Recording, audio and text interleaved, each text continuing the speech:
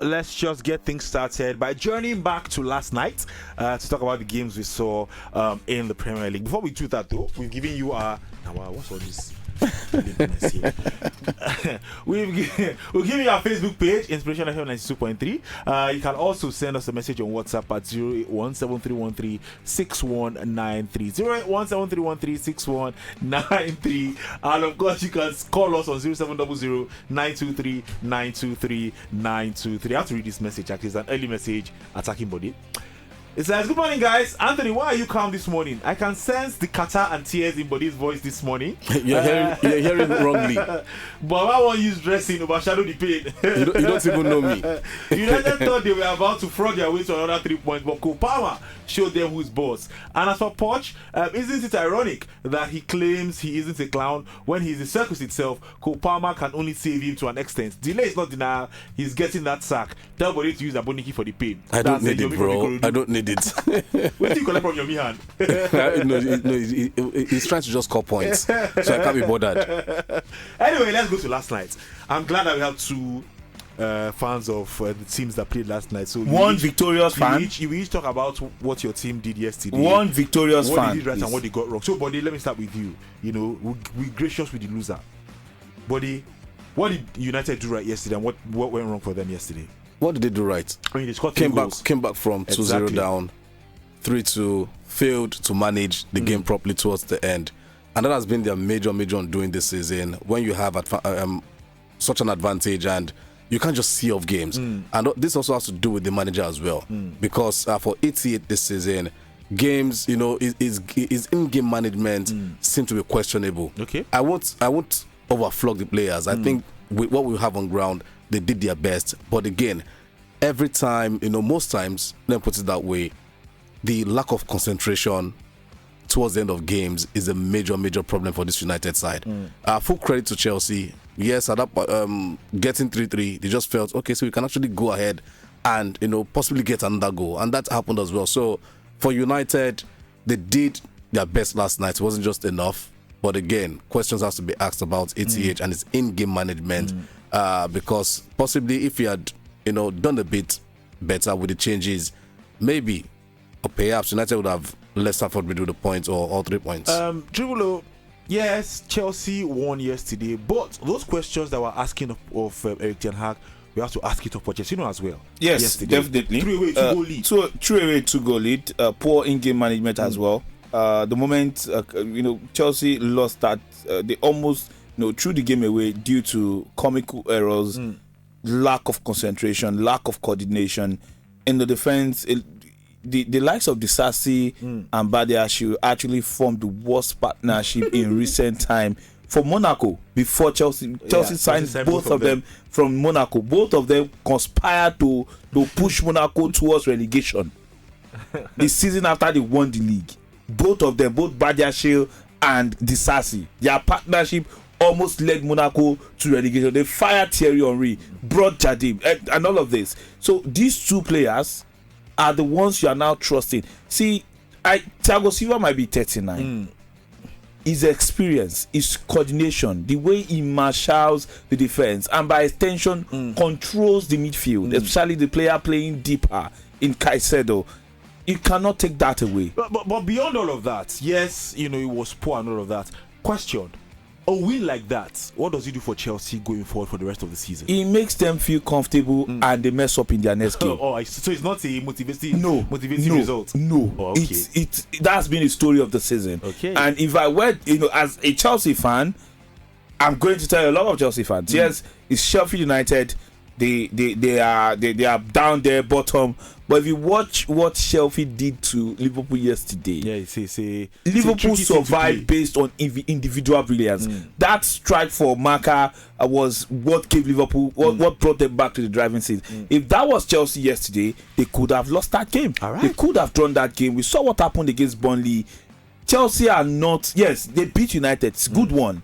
But don't think things have changed. All right. It's still Poch. it's still the same boys. All right, we'll not talk about Liverpool. They've gone top of the table. It was Sheffield United. Yes, they gave them a turn, but we're expecting Liverpool to win, and they won at the end of the day. So we'll leave that alone, so we can talk about other things. Message here. Good morning, guys. Massive 3 points, but defensively we are terrible, especially the centre back pairing. That's what Triple O was just saying. That is why I'm asking what happened to Thiago Silva, because last night we were very, very lucky. He's fit and available for selection. Ajibade says, I hope no one was financially and psychologically affected by yesterday's results, but I'm still poor child, chat. Thank you very much, Ajibade. Watch out any day. This one here is from, you did not leave your name. Okay, John from Lagos says, sack waiting. See what's in 10-10 course this morning. That guy should be sacked this morning, Seth. As a United fan in Nigeria, you don't lose to Chelsea or Arsenal ever. Anthony, we go see you on Sunday. All right. Johnson from Ibafo says, good morning, guys in the studio. As much as I expected Man United to win against Chelsea and add misery to the clueless Pochettino, United have shown they are not ready to play in the UCL. Please, can someone tell me what Cucurella was doing at right back before the third goal came in? Sack Pochettino now. Chelsea is so ordinary and useless. Disasi keeps celebrating every tackle he makes like a League 4 player. That's Voke from Ball Street. It's annoying. Let's take this call. Hello, good morning. I think he's trying to be like. I think that's the way he sacks himself. Good morning. What's your name? Where are you calling from? Oh, coach, this line is not too clear. Please try and call back. We're sorry, we can't take it. The line is not really clear at all. Let's go on a break. We are taking another word from OneXBet. We'll come back and, of course, we'll focus on the action coming up this weekend. Of course, we're beginning at Old Trafford. Can Liverpool compound Manchester United's woes? We'll find out what Body thinks after this break. Welcome back to the show. Let's just journey into the future and look at the matches coming up this weekend. Yes, there's a big one. There's a big one at Old Trafford, like I've been saying, but it doesn't begin at Old Trafford. It all begins at Selhurst Park on Saturday lunchtime. It's Crystal Palace taking on Manchester City, and then there's Aston Villa against Brentford, Everton against Burnley, Fulham against Newcastle United, Luton Town against Bournemouth, Wolves will take on West Ham United, and of course Brighton against Arsenal. It must be said that the times have changed now. There's no match kicking off at 1:30. It's now 12:30. We've moved 1 hour in front, so it's now 12:30, 3 p.m. and then 5:30. So get that in your head so that you don't miss the first match of the day. And then on Sunday at 3:30 is Liverpool against Manchester United at Old Trafford, and then at 5:30 Sheffield United against Chelsea, and then we'll see Tottenham Hotspur take on Nottingham Forest at 6 p.m. Nigerian time. There's only one place to start. Buddy, Manchester United against Liverpool, what can we expect? United have not lost to Liverpool this season. They've actually even beaten Liverpool this season in the FA Cup as well. What can we expect? Can they have a repeat of that on Sunday? As much as you'd expect that they possibly can, again, you realize that defensively at this point, heading into that game on Sunday, United are in shambles. 2 feet central defenders, Maguire and Kabwana, what if you name again?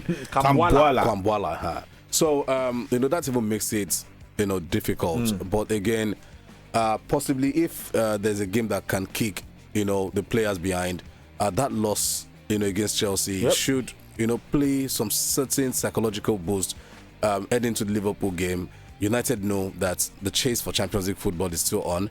And see, there's nothing as good as pouring some sand in the Gary of Liverpool right now in terms of that. That's fair. That top place, finishing the league strong. So overall, I'm just looking forward to a game where, United should present some, reaction. But again, you can't look beyond Liverpool as well. We did see them yesterday against Sheffield United, despite having a poor game. Yeah. They still rose above the challenges and still won 3-1. Yep. So, like I did say, it will be a difficult game for United. A game where Liverpool can actually get a result out of Old Trafford if they decide to take their chances. We did see in the FA Cup as well. Liverpool had, chances to have wrapped up. Yep. Also United as well. But again, can United even afford to go man for man against Liverpool in this game? It will be very difficult. We did see tired legs yesterday at the break. So, I'm just on the fence on this one. But I think it's a game Liverpool might just be too good to lose. All right, we'll see how that goes. We'll come to that in a bit. Triple O, let's go to Selhurst Park. That's where we're beginning. Crystal Palace over time have been a bogey team for Man City. They've won at the Etihad. They've won at Selhurst Park. They've got some draws against City. Maybe all those results have never really derailed their title ambitions ultimately, but they do have a good record against City. This time, City cannot afford to have all those results because they're behind in the title race. Yes, City cannot afford to further fall behind because of where they stand, where they stand on the table. Look at Arsenal. At this point of the season, it's all about winning your game, minding your business, and hoping that the other teams that you are in the race with for the title, they get to slum. And for Crystal Palace, they are not chasing anything. Nothing is chasing them this season. They are spoilers. But they can be spoilers. Their spirits, when they see Manchester City, their body is strong. It's something they enter their spirit, something they enter their blood. If they be like say they don't shoot them something. But to the most sincere, I think it's not going to be an easy game. But yet, I still see City rising above Crystal Palace to get all 3 points in this one. All right. Haaland have not scored in a while, and you look at other players. City have just been the players that regularly does it for City this season. They have. I mean, Haaland with 18 goals at this stage of the season. It's poor actually. It's extremely poor. Haaland is just 2 goals ahead of _Palmer. You have to bring _Palmer. Just 2 goals ahead of _Palmer. It's okay, thank you. But then let's come to you actually. Let's go to the 𝐼𝐍𝐒𝐿 Stadium. This game is one of the games listed as a potential banana peel for Arsenal. But then again, Arsenal are looking too confident these days. The 𝐼𝐍𝐿 Stadium is a very tricky ground to play at, but we still expect Arsenal to win, don't we? Oh yeah, I think it's a case of mental strength right now for the Gunners. At the 𝐼𝐿, they've always struggled to perform adequately, but for Brighton as well, this season they seem to have had a mixed bag of results. Basically, they struggled a lot of times, and that's a big problem as well. If you can't get things done at home, I do feel Arsenal going into this mentally, looking at the fact that they do have a chance to win the league this season, I think rather than being a burden, I think it's been an extra motivation this season for them. Looking at how they actually, phased out at this stage of season last time out. So for Arsenal, it will be a difficult game, but I'm looking at a situation where it's a game they would edge by the odd, maybe 2-1, 3-1 or thereabouts. But I'm looking at Arsenal to win at the 𝐼𝐿. All right, Triple O, very quickly, just one more game. A game that really catches my eye, aside from the big games and, of course, the one at Old Trafford. It's a game that really catches my eye. It's a proper relegation battle. It's Everton against Burnley. 2 teams desperate for 3 points. How do you see this one going? Well, I think I want to stick with Everton in this one. They have better quality. They have more experienced manager. And if there's a team that can, get it done, I think Everton will get this done. So I'm not gonna take too much time talking about this one. Burnley were lucky against Chelsea. That kind of spirit, they won't be able to, bring it up against an Everton side. Yeah. They saw Chelsea that this one a big team. we are underrated. We are the underdogs. But against Everton, I think Everton know they are in a very bad place. Same with Burnley. True. But Everton have more quality players. They have more, experience in the Premier League than the Burnley side. So I think I'm gonna give Everton the edge in this one. All right, gentlemen. Possible upsets this weekend. Possible upsets. Sheffield United, can they do it against Chelsea? Can Brighton do it against Arsenal? Can Manchester United do it against Liverpool? Would that be an upset? No, I don't think so. I don't think so. But possible upsets this weekend. I worry for City somehow. Okay. So you think not like they can't get the job done, but Palace just seem to just have a way to put up that performance against City. For Palace as well, it's not as if things have been rosy at this point in time. Absolutely. But I think if there's going to be an upset, maybe not a win for Palace, maybe a draw, ensuring that City drop points. Okay. Palace can actually get that done. All right, Triple O, possible upsets. I'm looking at Brighton and I'm looking at Palace as well. I think these 2 teams are capable of ensuring that Manchester City and Arsenal draw points. Okay. And I'm looking at the possibility of the top 3 teams dropping points this weekend. It now depends on who will drop the most amount of points.